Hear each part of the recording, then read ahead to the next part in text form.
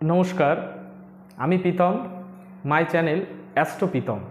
আপনাদের চলারও পথে হাজারো সমস্যা আসবেই, সেই সমস্যা থেকে কাটিয়ে আনাই, সঠিক পথ দেখানোই আমাদের এই চ্যানেলের মূল লক্ষ্য।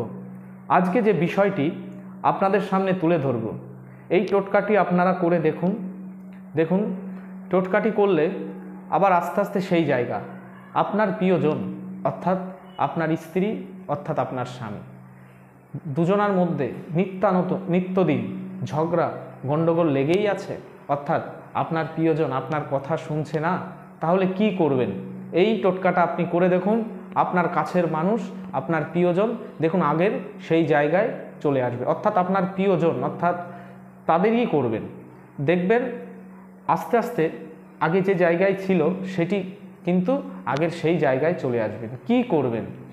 একটি পাতিলেবু কিনে নিয়ে আসুন বাজার থেকে, একটি পাতিলেবু কিনে নিয়ে আসুন, আর সঙ্গে নিন কিছু কালো তিল এবং পাতিলেবু, আর দশকর্মার দোকান থেকে একটি শালু কাপড় কিনে নিয়ে আসুন।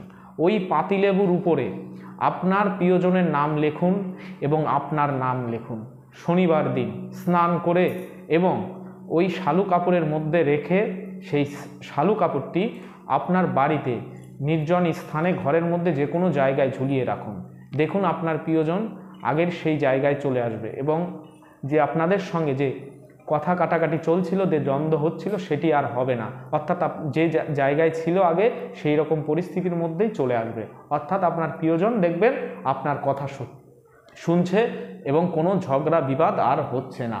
নমস্কার, ভালো থাকুন, সুস্থ থাকুন, আমার এই চ্যানেলের সঙ্গে থাকুন।